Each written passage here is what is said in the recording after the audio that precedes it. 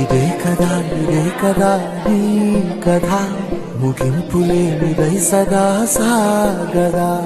ఇదే కదా నీ కథ ముగింపులేనిదై సదా సాగదా. నీ కంటి రెప్పలంచున మనస్సు నిండి పొంగిన ఓ నీటి బిందువే కదా నువ్వెతుకుతున్న సంపద. ఒక్కొక్క జ్ఞాపకానికి 100 ఏళ్ల ఆయువుందిగా, ఇంకెన్ని ముందు వేచనో